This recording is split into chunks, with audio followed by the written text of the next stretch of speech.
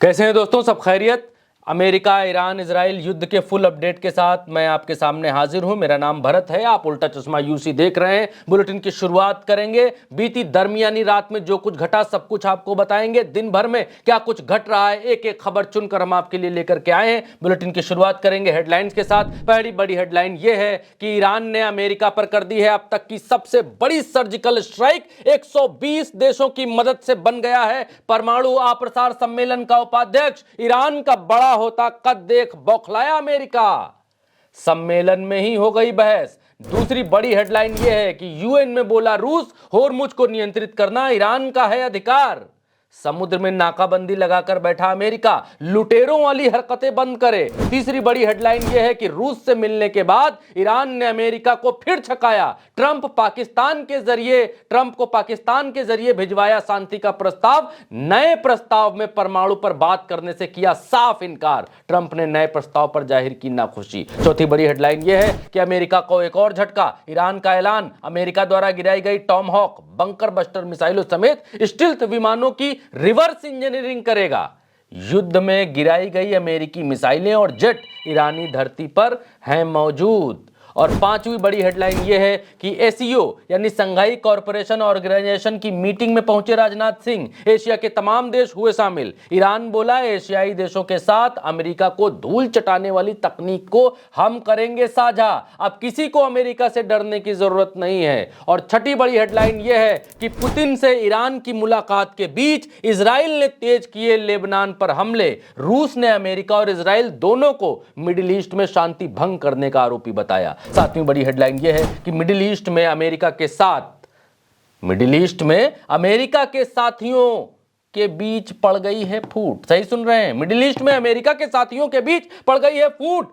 UAE ने छोड़ दिया ओपेक संगठन। ईरान से बचाने कोई नहीं आया साथ, इसलिए यूएई है नाराज। ओपेक तेल के उत्पादन और कीमतों को करता है नियंत्रण। अब सऊदी से ज्यादा तेल बेच पाएगा यूएई। और आठवीं बड़ी खबर यह है कि ट्रंप का नया बयान, बोले कोलैप्स हो चुका है ईरान। उसने हमसे कहा, हमारा आपस के नेताओं में है झगड़ा, आपसी मतभेद सुलझाकर हम जल्द ही स्टेट ऑफ होर्मुज खोल देंगे। लोगों ने कहा यह अमेरिका ने फिर देख लिया कोई दिवा स्वप्न। नवीं बड़ी हेडलाइन यह है कि अमेरिकी सेक्रेटरी रूबियो बोले, ईरान की वर्तमान रिजीम पर कोई भरोसा नहीं, ये कभी भी बना लेंगे परमाणु हथियार। और 10वीं बड़ी खबर यह है कि पाकिस्तान ने ईरान के लिए अपने कराची और ग्वादर पोर्ट को खोलने का किया ऐलान। पाकिस्तान की हिम्मत के पीछे चीन का बताया जा रहा है हाथ। दोस्तों, अब खबरों पर विस्तार से नजर डालेंगे और जल्दी जल्दी से आपको बतलाएंगे कि क्या कुछ घट रहा है, क्या कुछ चल रहा है। तो सबसे बड़ी खबर, पहली बड़ी खबर आपकी स्क्रीन के ऊपर पेश करता हूं मैं। आपकी स्क्रीन के ऊपर ये रही सबसे पहली बड़ी खबर। और बड़ी खबर में ये है कि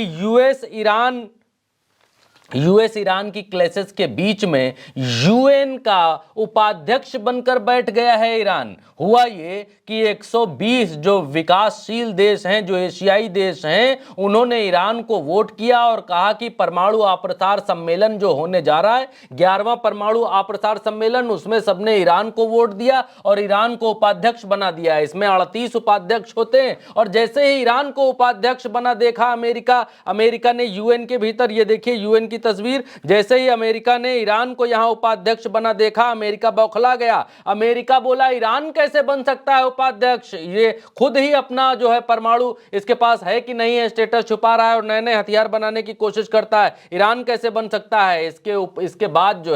इसके बाद रूस ने आड़े हाथों लिया और रूस ने बताया कि अमेरिका बताने वाला कोई नहीं होता है। 120 देशों ने चुना है ईरान को और जो चुनाव हुआ है, चुनाव को नहीं नकार सकता है अमेरिका। और ये रॉयटर्स के हवाले से आपकी स्क्रीन के ऊपर खबर है। और ये बड़ी जीत, कूटनीतिक जीत दिखाई दे रही है ईरान की, कि ईरान, ठीक वो लहजा ईरान का यहां पर दिखाई दिया कि तुम मुझे होर्मुज पर ढूंढ रहे थे और मैं तुम्हारा यूएन में इंतजार कर रहा था। तो यूएन का उपाध्यक्ष बनने के बाद ये बहुत बड़ी कूटनीतिक जीत यहां पर दिखाई दे रही है इस सम्मेलन, परमाणु अप्रसार सम्मेलन का जो उपाध्यक्ष बना। दूसरी बड़ी हेडलाइन भी यही है। डेली एक्सिलेसर, ये कोई अखबार है, उसकी हेडलाइन ये है, विदेश का कोई है, और इसकी हेडलाइन ये है कि Iran elected vice president as NPT, परमाणु अप्रसार जो ट्रीटी है उसका, और review conference UN chief want to rising nuclear threat. UN के जो चीफ हैं उन्होंने कहा कि न्यूक्लियर थ्रेट के लिए ये खुद ही जो है जिम्मेदार हैं, ऐसा उन्होंने बताने की कोशिश की। और दूसरी तरफ रूस ने यूएन में क्या कहा, आपके सामने स्क्रीन के ऊपर है। रूस ने यूएन के भीतर कहा कि अमेरिका 21वीं सदी का डाकू है, ये खुद लुटेरा है। और रशिया ने कहा कि रशिया ने कहा कि यूएस जो अटैक कर रहा है और ईरान ने जो होर्मुज को ब्लॉक कर रखा है, होर्मुज को ब्लॉक करना उसका अपना अधिकार है, उसका होर्मुज वो ब्लॉक कर सकता है। और एक बात और कही यहाँ पर, ये देखिए, ये दूसरा पूरा फुल बयान इनका है। इन्होंने कहा कि होर्मुज को ब्लॉक कर सकता है, उसका अधिकार है। यूएन क्यों, अमेरिका क्यों वहाँ पर नाकेबंदी लगाकर बैठा है, उसका क्या अधिकार है वहाँ पर? वो तो 21वीं सदी का जो है वो पैरेट्स है। आप देखिए 21वीं सदी का डाकू अमेरिका को बताया यहाँ पर रशिया ने, तो बिल्कुल सीधे सीधे फाइट यहाँ पर चलती हुई दिखाई दे रही है। होर्मुज से उठा मामला यूएन तक पहुँच गया और यूएन में गदर मचा हुआ है। यहाँ पर फारस न्यूज एजेंसी के हवाले से यहाँ पर कह रहे हैं it is Iran legal right to respect passage through the strait of Hormuz. Legal right है ईरान का होर्मुज का पैसेज जो है सेव करने का। और आगे बीबीसी न्यूज़ के हवाले से है कि ईरान के फॉरेन मिनिस्टर जो है मीट कर रहे हैं पुतिन से, और रशिया में और इजराइल कंटिन्यूसली बम बरसा रहा है लेबनान के ऊपर। बीबीसी न्यूज़ के हवाले से ये खबर है। और इसके अलावा आगे क्रेडल की एक खबर है, और क्रेडल की खबर यहाँ फिर से अमेरिका को पटखनी देने वाली बात यहाँ पर है। एक तरफ ईरान यूएन में घुस गया है, एक तरफ यूएन के भीतर रशिया अमेरिका को रगड़ रहा है, और दूसरी तरफ यहाँ पर ईरान के जो हैकर्स हैं वो ये जो गल्फ सी है, ये जो नीला नीला आप देख रहे हैं गल्फ सी है, इस गल्फ सी में कुवैत में, बहरीन में, कतर में कितने अमेरिकी सैनिक मौजूद हैं, और यहाँ जहाज़ों पर जो बेड़ा है अमेरिका का अगर जो है भी, तो वहाँ पर कितने सैनिक मौजूद हैं, सबका डेटा निकालकर भाई साहब रख दिया इनके हैकरों ने। हंडाला हैकर इनको कहते हैं, ये ईरान के हैकर्स हैं। और इन्होंने ये कहा है कि हमारे हैकर्स ने पर्सनल डिटेल, फुल नाम के साथ, काम के साथ, मरीन स्टेशंस पर जो तैनात हैं फिलिस्तीन गल्फ में इनके सैनिक अमेरिका के, वो सब निकाल कर रख दिया, सब हैक कर लिया। 2379 सैनिक हैं इनके। और इन्होंने कहा ये तो सागर में एक छोटी सी बूंद है, जस्ट ड्रॉप ऑफ ओशन।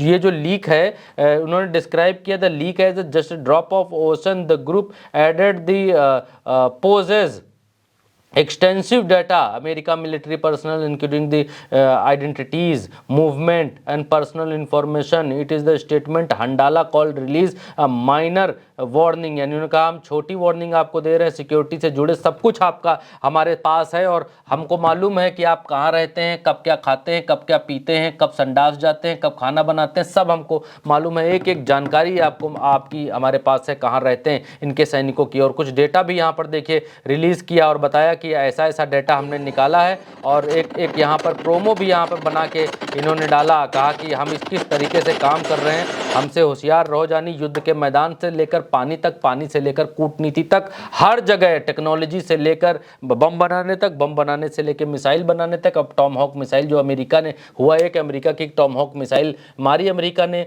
वो 30 फुट गहराई नीचे ज़मीन में घुस गई, लेकिन दगी नहीं, मतलब विस्फोट नहीं हुआ उसमें।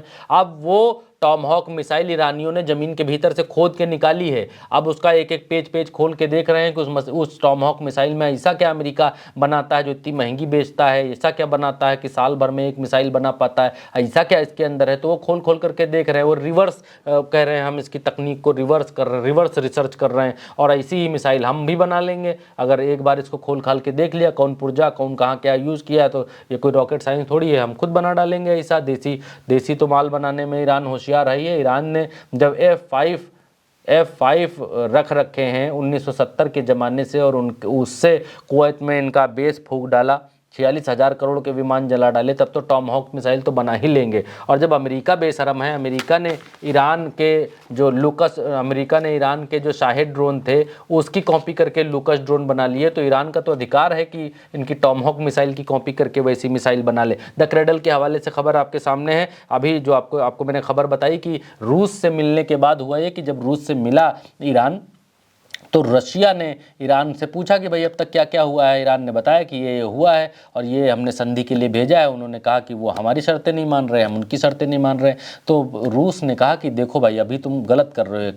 एक काम ये सही करो कि ये जो तुम अपनी शर्तें भेज रहे हो कि हमारा पैसा रिलीज़ करो, हमारे ऊपर से सैंक्शंस हटाओ और होर्मुज के ऊपर हम टोल लगाएंगे, अपना जो यहाँ पर नाकेबंदी करके बैठे हो यहाँ से भाग के जाओ, ये सब तुम जो कह रहे हो ये बात तो ठीक है। लेकिन इसमें से जो एक लाइन है कि परमाणु वाली लाइन, कि अमेरिका जो कह रहा है अपना परमाणु तुमको सरेंडर करना पड़ेगा, यूरेनियम हटाना पड़ेगा, वो तुम पूरा क्लॉज खा जाओ, वो हटा दो। वो बोलो कि बाकी चीज़ों पर बात करो, इस चीज़ पर हम बाद में बात करेंगे। तो ईरान ने क्या किया, हुआ ये कि ईरान ने 24 घंटे के भीतर ईरान 2 बार पाकिस्तान गया, ओमान आया फिर पाकिस्तान चला गया। अब पाकिस्तान में फिर से जो दूसरा सुझाव दिया वो अमेरिका के पास पाकिस्तान ने पहुंचाया। अब वो द क्रेडल छाप रहा है, रॉयटर्स के हवाले से आपकी स्क्रीन के ऊपर है। यहाँ पर ये कह रहे हैं कि ईरानियन प्रपोजल को, जो न्यूक्लियर इशू जिसमें स्ट्रिक्टली पॉइंटेड नहीं है, उसको जो है वो पसंद नहीं आया है ट्रंप को। इन्होंने लिखा, US official alleged told Reuters that president Donald Trump is unhappy with the Iranian proposal because it avoid addressing the Tehran's nuclear program, stating he does not love the proposal। यानी उसमें वो परमाणु वाला कोई मसला ही नहीं, उस पर कोई ईरान ने बात नहीं की। तो वो कह रहे हैं कि इस पे हम बात नहीं करेंगे, हमको ये अच्छा नहीं लगा ये भेजा जो ईरान ने। अब ईरान के पीछे अब दिमाग आ गया है रूस का भी। अब रूस जो है बता रहा है ईरान वैसा कर रहा है। अब अमेरिका के सामने रास्ता क्या है, चारा क्या है, अब अमेरिका बताएगा, क्योंकि अमेरिका की तरफ से ये कहा गया कि ईरान कब परमाणु परीक्षण कर दे ये मालूम नहीं है। ये जो वर्तमान रिजीम है इसके ऊपर कोई भरोसा, कोई विश्वास हम लोगों को नहीं है, ये यहाँ पर ये लोग कहते हुए दिखाई दे रहे हैं। अब अगली खबर ब्लूमबर्ग के हवाले से निकल कर क्या है, इसमें ये कहा गया कि यूएई ने जो है ओपेक छोड़ दिया है ये, और ओपेक छोड़ दिया है और रीशेप ऑयल मार्केट जो है वो रीशेप है। ओपेक क्या है, ओपेक को जो कहते हैं वो कहते हैं, ओपेक का जो फुल फॉर्म है ऑर्गेनाइजेशन पेट्रोलियम एक्सपोर्टिंग कंट्रीज़। यानी ओपेक के भीतर 5 मेन देश हैं, सऊदी, ईरान, कुवैत। ये आप देखिए नक्शे पर देखिए ज़्यादा अच्छा रहेगा। ये Saudi, Iran, Kuwait, UAE, Iraq, ये जो आपके सामने देश दिख रहे हैं ये 5 मेन देश हैं। इसमें जो ओपेक प्लस देश हैं वो हैं नाइजीरिया, अल्जीरिया, लीबिया और गिनी, कांगो, ये ओपेक प्लस देश हैं। अब क्या किया यूएई ने कहा कि हम ओपेक छोड़ रहे हैं। क्यों छोड़ रहे हैं? यूएई ने कहा जब ईरान मार रहा था हम लोगों को, हमारे ऊपर खास तौर पर बुर्ज खलीफा और ये वो सब जगह बम गिरा रहा था, तो कोई मदद करने के लिए नहीं आ रहा था, सबको बड़ा मज़ा आ रहा था। अब हम ओपेक में रहेंगे नहीं। ओपेक क्या है? ओपेक ये है कि इस रीजन में जितना भी तेल निकलता है उस तेल के प्राइस को ये लोग नियंत्रित करते हैं कि भाई एक कितने रुपए लीटर, कितने रुपए बैरल बिकेगा, वो एक ही रेट में सब लोग बेचेंगे। और कोई कंपनी की देश के ऊपर जो है कुछ अधिकार नहीं जमा पाएगी, अपना दबाव नहीं बना पाएगी। तो ये एक संगठन इन लोगों ने तेल बेचने के लिए बना रखा था। तो इस संगठन, जैसे बाज़ारों में संगठन होते हैं वैसे ही संगठन ओपेक है जिसको इन लोगों ने यहाँ बना रखा था इस वजह से कि तेल ठीक से बेचा जाए और तेल की कीमतों पर नियंत्रण, और तेल कौन कितना पैदा करेगा, मतलब कितना उत्पादन करेगा। ऐसा नहीं कि एक देश निकाल ले रहा, मार धरती से खोदे ले रहा, दूसरा खोद ही नहीं पा रहा, तो ये नहीं है। एक लिमिट सबके देश के हिसाब से रख दी गई कि सब इतना ही खोद सकते हो, इतना मतलब निकाल सकते हो, इतना बेच सकते हो, इतने रुपए। तो अब जो है यहाँ से यूएई यहाँ से निकल गया, बोला कि हम नहीं रह सकते ये नौटंकी में। और सऊदी अरेबिया जो है यहाँ सबसे ज़्यादा तेल निकालने वाला देश है। अब यूएई बोला कि भाई सऊदी अरेबिया सबसे ज़्यादा तेल निकाल रहा, तो ये का रंगा के आए हैं हम सबसे ज़्यादा तेल निकालेंगे। 50 लाख बैरल रोज़ तेल निकालने की नई क्षमता विकसित की है यूएई ने, और इसीलिए वजह से वो यहाँ से निकल गया, बोला हम नहीं रहेंगे इसके भीतर, हमको रहने का कोई यहाँ पर मतलब नहीं है। और एक बात और बताएं, वेनेजुला जो है वो इस ओपेक का संस्थापक देश था। वेनेजुला दुनिया का सबसे बड़ा तेल भंडार अपने यहाँ पर रखता है। ये एक ऐसा देश जिसके ऊपर अमेरिका ने कब्ज़ा कर लिया है। तो ये है, तेल को कंट्रोल करते हैं ओपेक के ज़रिए। तो ये मसला ओपेक का है। अब आगे बढ़ेंगे जल्दी से, कहाँ तक पहुँच गए आपको बताते हैं। ये हाँ, ओपेक इन्होंने छोड़ दिया, ये रही खबर। अल जज़ीरा ने भी इस बात को कंफर्म किया, आपके सामने है। यूएई लीव्स ओपेक, ये भी लिख रहे हैं। दूसरे अखबार सीएनबीसी भी इस बात को लिख रहे हैं, यूनाइटेड अरब अमीरात लीविंग ओपेक, ये भी इस बात को लिख रहे हैं। आगे अल जज़ीरा ब्रेकिंग के हवाले से खबर है कि ईरान ने कहा है कि हम रेडी हैं एशियन कंट्रीज़ को अपनी डिफेंस कैपेबिलिटीज़ देने के लिए, शेयर करने के लिए उनके साथ। और एसीओ की जो मीटिंग थी, उस मीटिंग के अंदर डिफेंस मिनिस्टर रेज़ा तलाई नैक ने ये कहा है, स्टेट मीडिया की तरफ से ये बयान भी उन्होंने दिया है और अल जज़ीरा के हवाले से खबर भी है। ये यहाँ पर कह रहे हैं कि ये जो मीटिंग हुई है एसईओ की, इस मीटिंग के भीतर, अच्छा एसईओ की मीटिंग के भीतर कौन कौन पहुँचा, ये एसईओ के मीटिंग के भीतर देखिए राजनाथ सिंह यहाँ पर पहुँचे हुए थे। एसईओ है क्या, देखो एसईओ जैसे नाटो है उसी तरीके का एसईओ है। नाटो काम करता है आपका यूरोपियन कंट्रीज़ के भीतर, नाटो के भीतर बस एसईओ से ज़्यादा एक ये चीज़ है कि वहाँ पर क्लॉज 5 है, अनुच्छेद 5 है। उसमें यह है कि कोई एक देश अगर दूसरे देश के ऊपर हमला करेगा तो वो बाकी सब देश के ऊपर हमला माना जाएगा, तो उसकी मदद के लिए बाकी सब देश वहाँ पर पहुँच जाएंगे उसको बचाने के लिए। ये क्लॉज जो है एसईओ में नहीं है। एसईओ में आतंकवाद और उग्रवाद से लड़ने के लिए और इन सब चीज़ों से लड़ने के लिए और आपसी सहयोग बनाने के लिए एशिया का, इसमें एसईओ के देशों में जो है China, Russia, India, Pakistan, Kazakhstan, Tajikistan, Uzbekistan, Iran जो नया नया सदस्य बना है वो। तो अब ईरान ने यहाँ पर ये कह दिया है, ईरान ने यहाँ पर ये कह दिया है कि भाई अब जो है ये देखिए यहाँ पर इसमें कितने लोग यहाँ मीटिंग में भाग लेने, राजनाथ सिंह यहाँ पर आपको दिखलाई दे रहे होंगे और बाकी अलग अलग देशों के तमाम सारे लोग आपको दिखाई दे रहे होंगे, पाकिस्तान वाकिस्तान हर जगह से यहाँ पर लोग आपको दिखलाई देंगे। तो कहने का मतलब ये है कि इस मीटिंग के भीतर, ये एशिया की बड़ी मीटिंग थी एशिया के देशों की, इस मीटिंग के भीतर ईरान ने इस बात को कह दिया है कि हम जो है आपके साथ जो कैपेबिलिटीज़ हैं, हमारी डिफेंसिव कैपेबिलिटीज़, वो हम साझा करने के लिए, देने के लिए तैयार हैं। और दूसरी तरफ एक खबर ये भी निकल कर के आई कि अमेरिका की जो टॉम हॉक मिसाइल हैं, जो JSSM हैं मिसाइल हैं, JBU 57 बॉम्ब हैं और इस तरह की जो मिसाइलें हैं, इन मिसाइलों, ये मिसाइलें ईरान पर गिराई थी अमेरिका ने, ये वहीं कुछ दगी हैं, कुछ सबूत हैं, आप कुछ साबुत हैं। जैसे टॉम हॉक है, वो अभी साबुत एक मिसाइल मिली 30 फुट गहरी ज़मीन में घुस गई थी, वो मिली हुई है।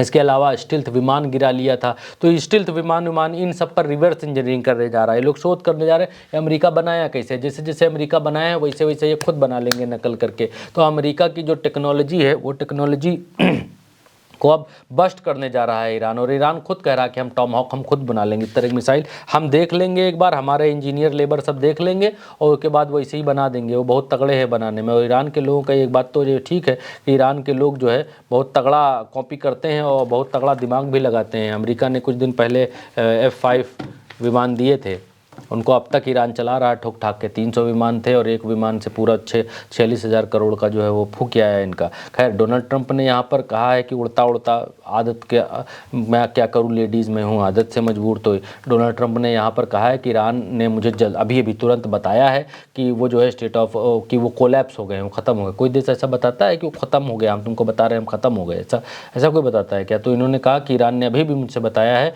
कि वो स्टेट ऑफ कोलैप्स हैं, वो ख़त्म हो गए हैं। They want us to open, उन्होंने मुझसे कहा कि open Hormuz strait as soon as possible and they try to figure out their leadership situation. तो कह रहे हैं कि वो हमसे कहें कि हम जल्दी जल्दी खोल देंगे, हम अपने यहाँ की लीडरशिप सिचुएशन को कंट्रोल कर रहे हैं। और मैंने कहा which I believe they will be able to do, thank you for the attention in this matter president Donald Trump. तो यहाँ पर ये कह रहे हैं, ये दिखाने की कोशिश कर रहे हैं कि ईरान के भीतर नेताओं में लड़ाई है और जिस वजह से हॉर्मुज खुल नहीं रहा, वो अपनी लड़ाई माफ़ करेंगे, फिर हॉर्मुज का जो है हॉर्मुज का पानी साफ़ करेंगे। इस तरीके की अमेरिका की कहने का मसला है। अच्छा, पाकिस्तान ने ईरान के लिए अपने ग्वादर और कराची बंदरगाहों को खोलने की घोषणा की है। ये BBC न्यूज़ के हवाले से है। पाकिस्तान सरकार की ओर से ये घोषणा ऐसे समय में हुई जब अमेरिका के साथ जंग और हॉर्मुज स्टेट में ईरानी बंदरगाहों में अमेरिकी नाकाबंदी ने ईरान के लिए आयात निर्यात मुश्किल बना दिया है। अच्छा, कुछ लोग कह रहे हैं इसके पीछे चीन का भी हाथ हो सकता है, क्योंकि चीन जो है वो अपने जहाज़ों का रास्ता सुगम बनाने के लिए और चीन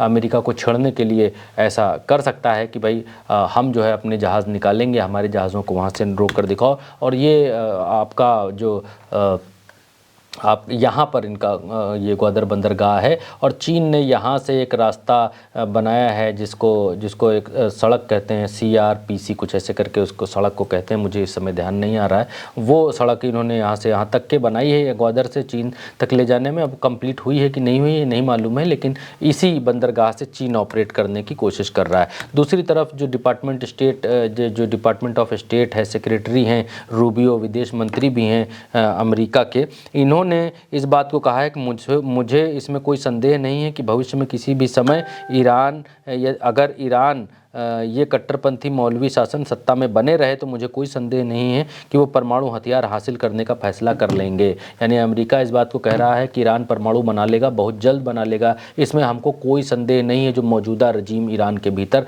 है। तो ये अमेरिका की तरफ से बड़ा बयान आया है। अमेरिका इस बात को लेकर डरा हुआ भी है, आश्वस्त भी है कि भाई ये लोग परमाणु बना लेंगे। और दूसरी तरफ Iran new leader send first letter to Putin, यहाँ पुतिन को खामनई ने लेटर भेजा है, पहला लेटर, और उसमें पुतिन ने पढ़ा और पुतिन ने बहुत सारी चीज़ें इसके ऊपर कहीं जिसमें हम पिछले वीडियो में आपको बतला चुके हैं, उसमें आपका समय ख़त्म नहीं करेंगे। यहाँ द क्रेडल के हवाले से वही ट्रंप को जो प्रपोजल पसंद नहीं आया है वो दोबारा से एक बार खबर लग गई है। तो कुल मिलाकर के ये है कि जल्दी जल्दी से खबरें ख़त्म करने का वादा मेरा आपसे था। तो कुल मिलाकर के ये है कि इस समय बॉम्ब तो नहीं चल रहा है हॉर्मुज में, इस समय गोली तो नहीं चल रही है हॉर्मुज में, लेबनान में ज़रूर चल रही है। इजराइल लेबनान में कहर बरसा रहा है, बहुत लोगों को मार रहा है, और जब से सीज़ फायर हुआ है तब से अब तक के 14 लोगों को लेबनान के भीतर मार चुका है, और गाँव के गाँव उड़ा रहा है इजराइल वहाँ पर। इजराइल दूसरी बात यह है कि ईरान के भीतर या हॉर्मुज के भीतर गोली बंदूक नहीं चल रहे हैं, दिमाग चल रहा है। ईरान अब दिमाग लगा रहा है, ईरान दिमाग लगा करके UN में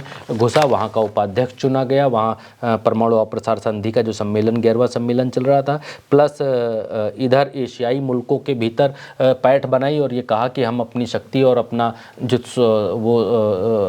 हमारा पुरुषार्थ है वो हम आपको देने के लिए तैयार हैं, टेक्नोलॉजीज़ जो हैं वो हम आपको देने के लिए तैयार हैं। और तीसरा ये कि ओपेक के भीतर से UAE निकल गया है। अब UAE अपने मनमाफिक तेल बेचेगा, मनमाफिक निकालेगा, मनमाफिक दाम तय करेगा। अब UAE जो है पैसे को पीछे भाग रहा है, और ये हुआ कि ये UAE, सऊदी अरेबिया और ये जितने भी ये मुल्क थे, बहरीन, कुवैत, ये सब अमेरिका के साथ में थे अभी कुछ दिन पहले जब लड़ाई ये चरम पर थी उस समय। अब इन देशों के भीतर फूट पड़ने लगे, इनको भी समझ में आने लग गया कि अमेरिका बचाने वाला नहीं है भाई साहब, वो बचाएगा नहीं, ईरान जब मारेगा तो बचा नहीं पाएगा, इसलिए उसके चक्कर में मत पड़ो, अपना धंधा करो, ये सब गुटबाजी करने का कोई मतलब नहीं है, इन सब के गुटों में रहने का भी, सऊदी अरेबिया के गुटों में रहने का कोई मतलब है नहीं। और इसीलिए ये है आज की तारीख में इन देशों के भीतर भी। फ़िलहाल इस वीडियो में मुझे इजाज़त दीजिए। मुझे लगता है कि जल्दी जल्दी से जितनी भी बड़ी अपडेट्स थी वो आप तक पहुंचाने में मैं कामयाब रहा।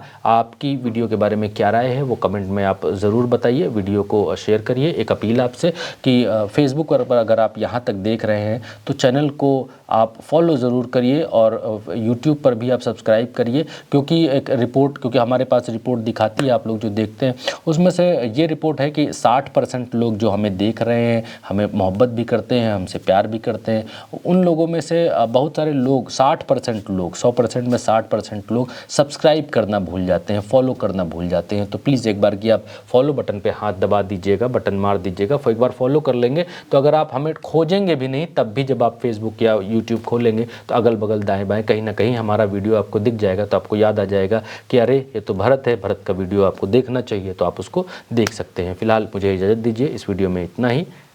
नमस्कार।